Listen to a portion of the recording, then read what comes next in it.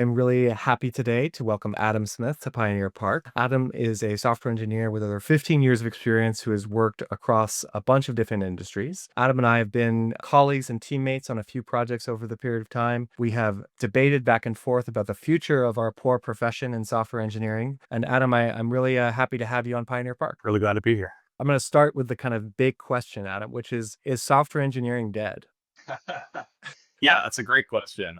No, I think it's probably more alive than ever, although it looks radically different than it did when I first started developing software over 15 years ago. And what are the biggest differences? I mean, 15 years, obviously, in a domain that's changing as rapidly as it is, there's a lot of comparison points that one could make. But I guess what are the ways that your work is the most different? Yeah, so, I got started in my career around the time when people were starting to use this term data science, and data scientist was the new job title that everybody wanted to have. So did I. That was what got me into it in the first place. I was finishing an economics degree, doing a lot of econometrics and statistics. And the most interesting thing to do with statistics at that point in time was to go and build machine learning models, which was something that I was passionate about. And there's a big focus on that.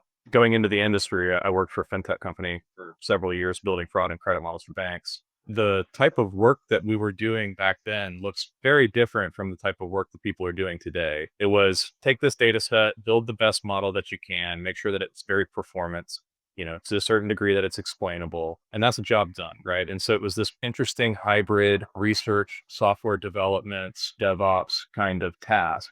And nowadays, with the advent of Gen AI and LLMs, I think everything that we're doing looks radically different. It's less, a focus on here's a data set, I need to build a model, and more a focus on given the suite of tools that are available in the world, how do you tackle these really big, difficult business problems in a way that's novel? So thinking about the role of data scientist or perhaps of machine learning engineer, which I think is like a fuzzy boundary between them, one could argue deploying things to production becomes more machine learning engineering, doing things analysis is data science. I think that there's a bit of fuzziness across those domains. But does that traditional role of the kind of analytical data scientist or the machine learning engineer who is trying to build tools that kind of like feed production and build models that kind of feed into that, is that role still around in the same way? Do you think that there's been fundamental shift in the need and the supply and demand for positions like that? Yeah, definitely. I mean, when I started, there was a clear distinction between those things. When you were a data scientist, it meant that you were training machine learning models. That was the definition of the task at hand, right?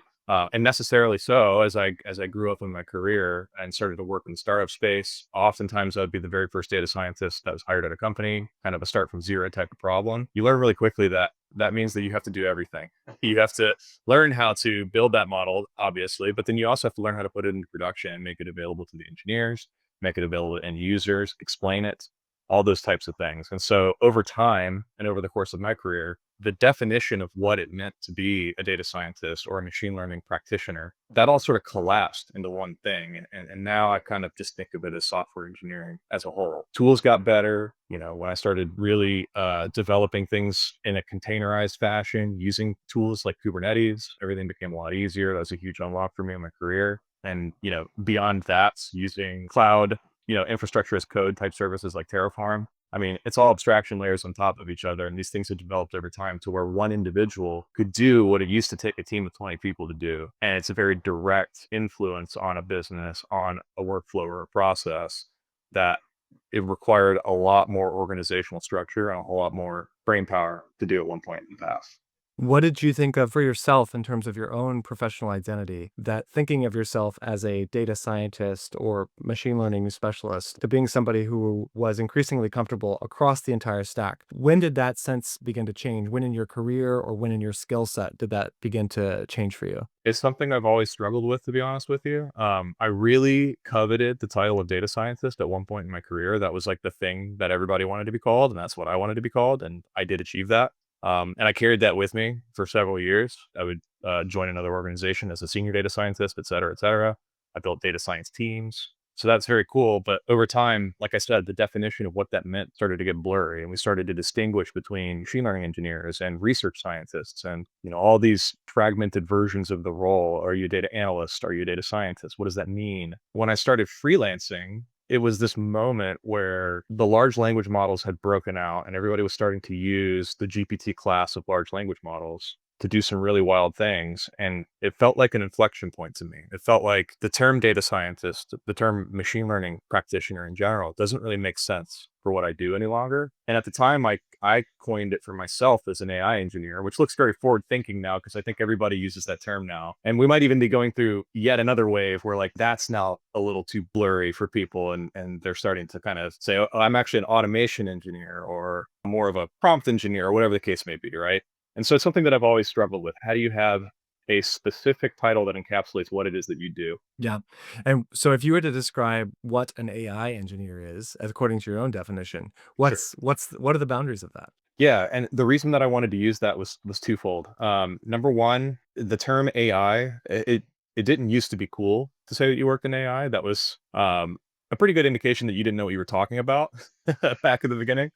You would use a term like machine learning or data science or something like that. That's a very generally accepted term nowadays, and so I wanted to acknowledge that I'm working with technology that is focused in that space, that I'm working with tools that are focused in that space. It is an indication that you're working with generative AI specifically to leverage generative AI to solve very big problems. And the term engineer is very important to me as well, because at the end of the day, as a freelancer, I wanted to indicate to people that I am hands on keyboard building these solutions. I'm digging in, I'm engineering a solution from the ground up. Engineer is a term that I've always taken very seriously. If you talk about an electrical engineer or a chemical engineer or a mechanical engineer, there's a specific meaning that's ascribed to that term. It's an expert that understands the systems that are involved in that particular field of study and can utilize their knowledge and their expertise in those systems to fix, to build, to adapt to novel environments. You really are an expert in that, in the dynamics of that space. And for some reason, I feel like the term software engineer, everybody sort of throws that out the window, right? Software engineers don't have to be complete experts in their domain. And oftentimes they're not complete experts in their domain. But when I embody the term engineer, it's very important to me that I use the term engineer correctly. So when we were thinking about this idea of AI engineers, it's, well, listen, I have a whole career in machine learning and data scientist and data science. I've been building machine learning models. I've been using machine learning models to solve very complex business problems. And I can slot into a novel space or a space that I don't have a whole lot of experience in, and using my expertise in machine learning and AI, figure out how to engineer a solution to solve that problem or automate that workflow. So to me, it's a very specific term where I think other people might use it very generally. Yeah, makes sense. How do you feel about the term AI in general now? Like outside of the sales, outside of the kind of its wider acceptance as being a term that one can say, what's your personal attitude towards it as a description of something meaningful? I think it's too broad now. When I first started using that term, it was very specific. Well, it wasn't very specific, but it was more focused towards the Gen AI side of things, which at the time was a large language model, right? It was like the GPT-3 class of models that we were dealing with. And I had built things with the BERT class of model just prior to that. We weren't using AI. AI wasn't the term that we used to describe that, unless it was on, marketing materials or something like that. Nowadays, the models are multimodal. They can produce different modalities as well, right? You can have a voice to voice agent. You can have an agent that is able to process documents. You can have an agent that's doing, browser automation, things like that. Those are very radically different domains. And so the umbrella term AI, while it's technically correct, I don't think it does a very good job of really diving into what is it that you're skilled with working with, or what is it that you're interested in working with. For me, I mean, I'm a generalist, and so it's kind of okay to continue to use that term, but I think we're going to see kind of like what happened with the term data scientist, a little bit more specialization in that over time. One more kind of like term of art term that has become more frequent. How do you feel about the term agentic or agent? Yeah, Where is that's it? great. Yeah, where is that one appropriate for use? Where is it misused? What do you think makes something agentic? Yeah, that's a tough one too. Agentic to me is multiple steps in a process that are being solved by AI. And so if it requires coordination between different tools, individual tools that can be built with AI, then that kind of meets the definition of agentic to me. Anything that you can describe as, well, this can be broken down into what human agents not necessarily what they would do, but if it's appropriate to make that metaphor, like if you can describe, hey, there's the concierge that hands the task off to the data analyst that hands the task off to person, the database administrator that can go and grab the data and then pass it back to the data analyst to analyze that data, et cetera, right? Like when you start describing things in those terms, you're definitely playing in the agentic space at that point in time. In my work in this domain, I've definitely found it to be very broadly used, and I have, Yeah. I'll admit to having a little bit of an allergy to hearing it used sometimes because it's often used for particularly kind of upselling specific kinds of technology to where I'm like, this is just a daemon. This is just something that's Yeah. running in the background. Like, but are there cases where you feel like successful implementations of something that you feel have been really and truly agentic that have kind of like shocked you? Yes, and I'll go further and say that I think that when you start to think about things in an agentic framework, it can be quite clarifying. I'll give you an example. When you start to break down a very complex workflow into what are the specific tasks that need to be done in that workflow, what are the LLM tools that I would need to build in order to achieve those tasks, and there's two components there, right? There's the LLM that's able to manage complexity or vagueness or decision making, anything that's kind of fuzzy on that side of things, and then there's tools which are repeatable. They are deterministic. They return the same thing in a predictable way, right? How so you have an LLM using tools to perform a task. I think sometimes if you think about things that way, the design becomes a little more obvious up front, and you don't run into some problems later on down the road where you realize you're actually using an LLM to do something that you need a deterministic function to do. You have too many agents where one agent could perform multiple tasks, that type of thing. So I do think it can be quite clarifying. And yeah, I think that there's some things that very clearly fit the definition of an agentic workflow and some things that are definitely blurring the line. Yeah. Are there points in the work that you've done over the course of this AI revolution that have kind of like pushed the boundaries of what's possible in your own mind and like and given you results that you didn't expect going into it? Gosh, I mean, I'm sure we're going to go there, but with the advent of coding assistance in AI, one of the things, I was a little bit late to the game in adopting that technology, but I've fully adopted it now. I think a lot of us have. One of the most surprising parts about incorporating that into my day to day workflow is I feel like I can be much more ambitious with the things that I can take on. I can try to develop or try to automate things that would take a team of people to do not that long ago, or something that I don't have a lot of expertise in, but I want to dive into and learn about and really get involved in that process of understanding how to design, understanding how to build. And so, yeah, I think that, in terms of the tool set that we have available to us now has upped the level of what I'm able to do in a way that makes me feel like I'm freed up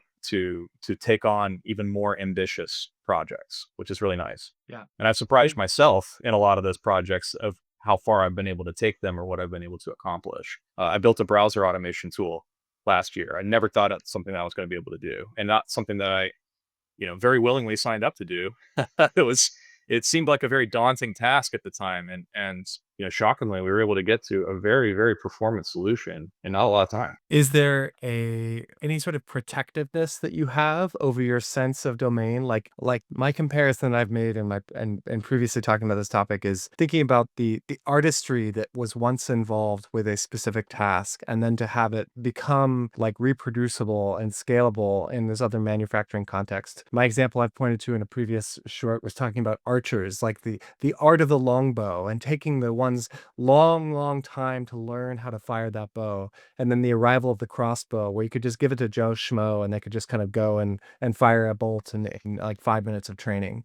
Is there any sense that like the craftsmanship is being lost? I think a lot of people wanna believe that, and I think I wanted to believe that at the beginning as well. I mean, at the level of my career that I was at, I had been writing code manually myself in the way that I had learned how to do it for a long time. And, when people started using Copilot and things like that to assist with coding, there was a sense of, well, how is this dumb model gonna be able to craft code in the way that I know how to craft code? Or, sort of the curse of the senior engineer wanting to re-implement absolutely everything in their own custom way because they like it a certain way, right? And it's superior to all the other solutions for some reason. But throughout my career, I've kind of run into that in different capacities, right? Like it doesn't make sense to rebuild a CSV reader when there are tools out there that can do that, and probably people that have thought about that problem from several different angles that we haven't. So there's no point in reinventing the wheel there.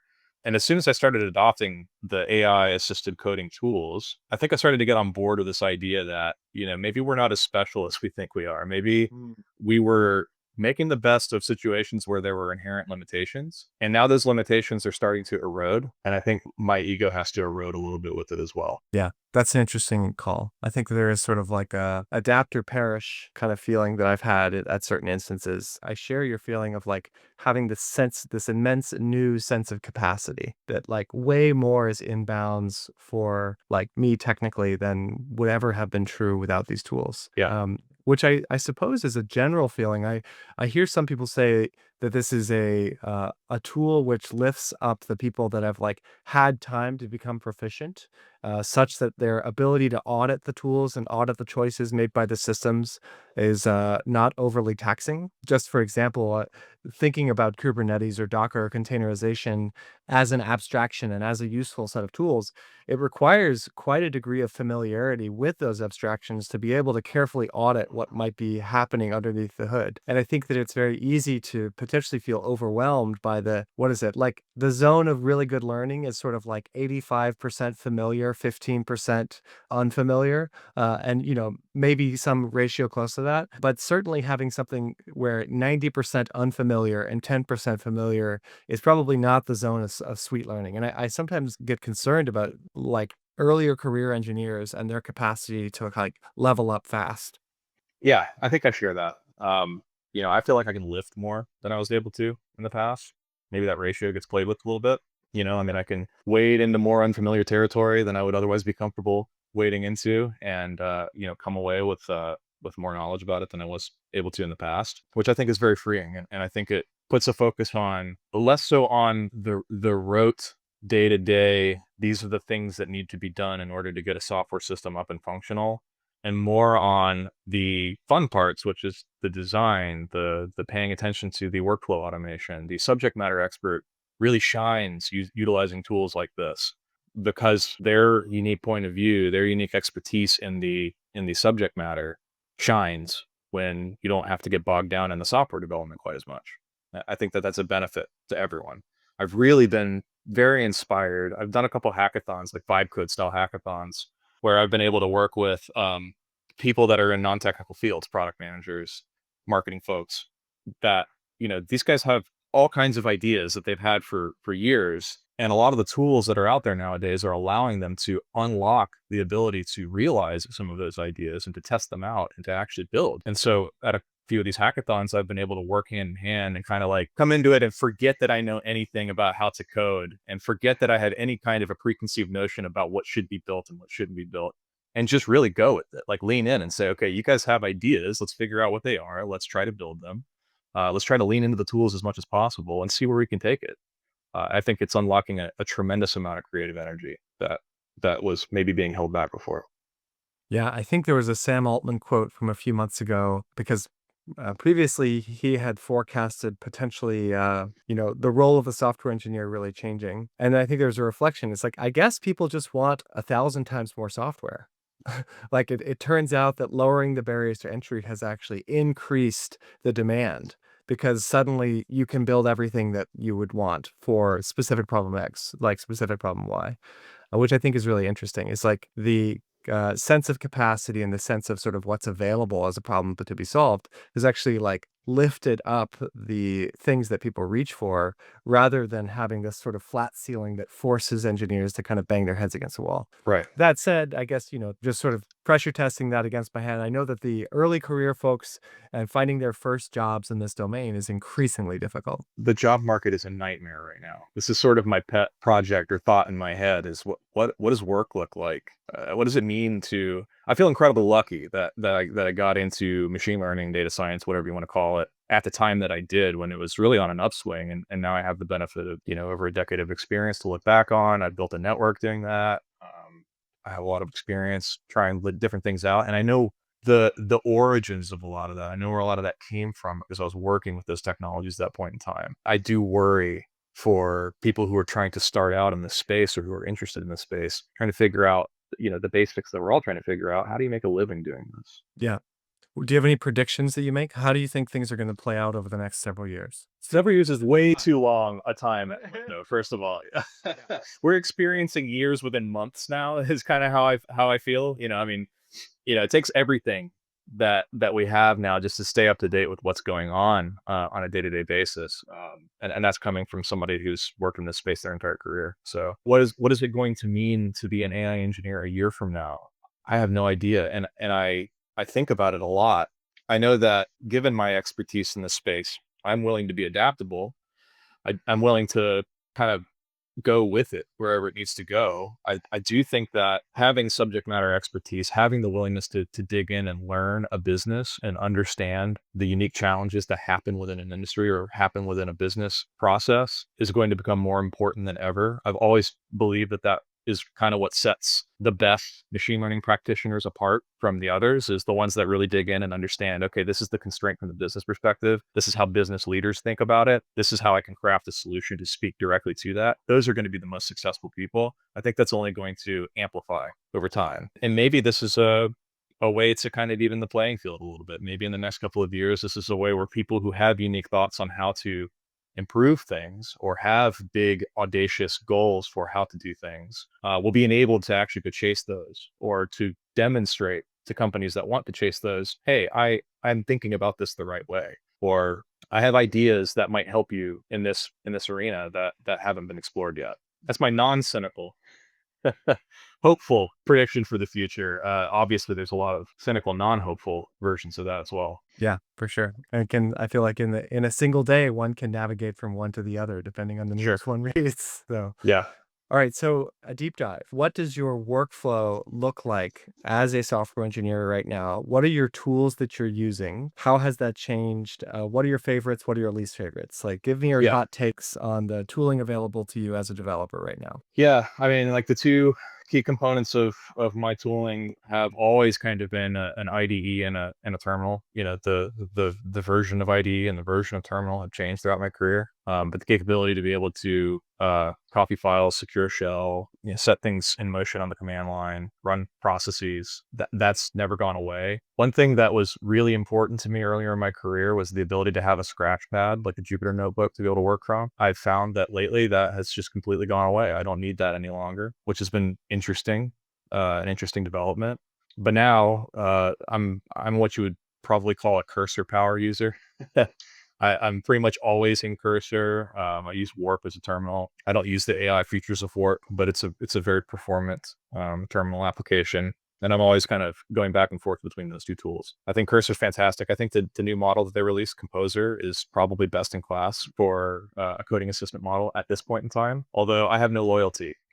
I used Sonnet when it was the best. I used GPT-5 right after that when it came out and it was the best. I used Gemini when it was the best, and I'm sure Sonnet 5 is going to come any day now, and I'm going to think that one's the best, and I'll move to that as soon as that happens. Is there a reason you chose Cursor versus Claude Code versus Windsurf or other kind of specific IDEs? Cursor has been really clever. I don't like the form factor of it just being a VS Code clone personally, and there's been times throughout its development where I've had gripes with Cursor in terms of I wish it did this, I wish it did that. But because it's just a VS Code clone, and because it's just window dressing on top of, a lot of the basics that you'd expect in an IDE, they're able to adapt really quickly. And so at several points in time over the last couple of years, I said, I'm really sick of Cursor right now. I'd really like to go and explore other options. And I have done so. I've used Windsurf, I've used Kiro, I've used Claude Code and Codex and things like that. And I always kind of just end up right back with Cursor again because they co-opt all those features. It's so easy for them to go, like Hero, for instance. I was in a pattern with Cursor where I was being very careful to have a PRD written out and have a to-do list written out and making sure that everything was put in a certain place within a document folder that the agent would have access to be able to help me to understand the context behind the project. Very important for a lot of these larger projects that I'm working on, especially if I'm working on them for clients. Amazon came out with Kiro, and Kiro sort of had that as its basic feature set. It was another VS Code clone, but it very explicitly said, we're writing a PRD, we're putting it here, we're writing a to-do list, we're putting it here, we're going to track everything this way. And I immediately was like, okay, that's very cool. That's exactly how I think about it. That's the usage pattern that I have in Cursor. It's just sort of made explicit And I tried to use it for a little bit, and I think it was a week or 2, and Cursor was like, "Yeah, me too. I have that functionality now." And so I end up back with Cursor every time. In that specific instance, do you remember what drove you back to Cursor from this thing that was working well in this other domain? Well, I would say that the others have just been a little too hot off the presses for me. Gira was brand new. It was in a free usage period, which is great, but it also meant that it was inundated, which meant that there were outages with the model availability, bugs, it was crashing, things like that. And so I end up back with the more stable version. Yeah. The things I think that have driven me out of Cursor have also been like stability or like really bad UX things. And then I'll get driven back by Yeah. somebody else's UX problem. It's definitely a bouncing process. Like I said, I have no loyalty, especially with the models. I just go with whatever's the best. Do you think that there are, I mean, this is more speculative and, I think a little bit more about AI as a domain and as a technology. Do you feel like there are boundaries of human judgment that are somehow ineffable or inexpressible? Do you think that there's something sort of precious about human thought that will not be able to be captured at any point ever by machine? Yeah. One of the topics that came up really frequently when I first started freelancing was around Mid-Journey was brand new at the time. And a lot of people were using Mid-Journey to produce images. So was I. I think we were all kind of blown away by what stable diffusion models could do.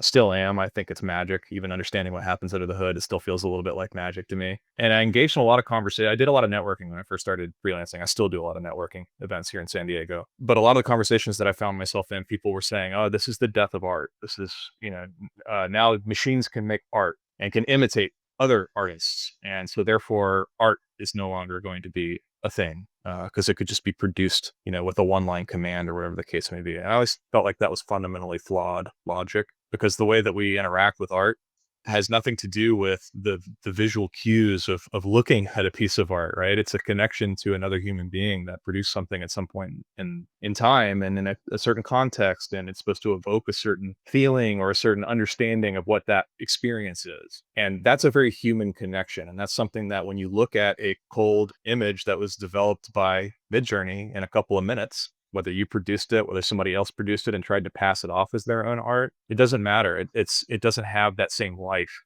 to it. And so I've never been threatened by this idea that art is going to go away because it's a fundamental misunderstanding of what art is. Do you feel the same about the value of human thought generally? Do you ever feel that artificial intelligence will be a contender for you giving it like human level importance? No. Yeah, no, and kind of a similar thing, right? I mean, we are social beings. We connect with one another on a human level. That's part of our DNA. It's part of how we live, and we need that. And I think we're starting to see some of the problems associated with replacing that human connection with connections with AI agents and things like that. Things can go awry very easily when that real human connection is replaced with something artificial. And I don't think that will go away. I think that there's a human need to have connection with other human beings.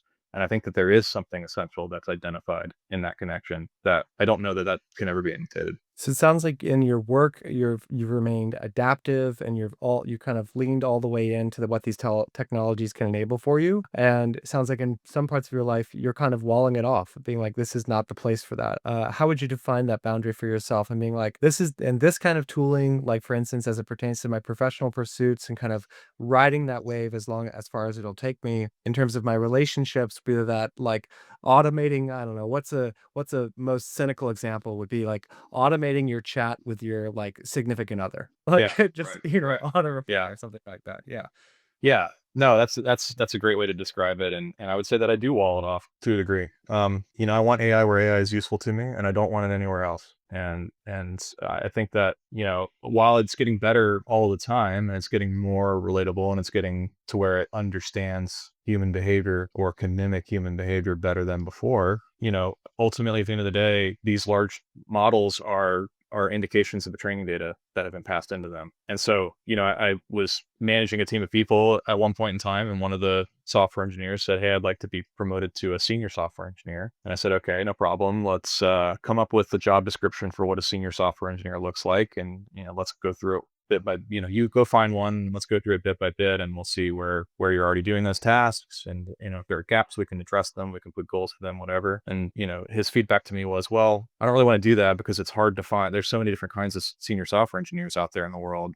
How am I going to find one that's like representative?" And I was like, dude, this is what this is what like GPT was created for. If you want just an average senior software engineer job description, plug that thing into GPT or whatever it spits out. Also, I'm giving you an opportunity to fake it here. You know what I mean? Like just whatever you can find. It really doesn't matter to me. And that's using it for what it's good at, which is just sort of averaging all of the training data that it's been able to see. What it's not going to be good at is if you go to it and say like, "Hey, can you give me a novel business idea that's going to make me, a millionaire or a billionaire?" There's a time and a place, and there's things that it's inherently good at based on the way that it has been created, and there's things that it's not ever going to be good at. Very cool. Well, Adam, it's been a privilege to have you on Pioneer Park, and I've loved talking shop with you. Yeah, this has been fun.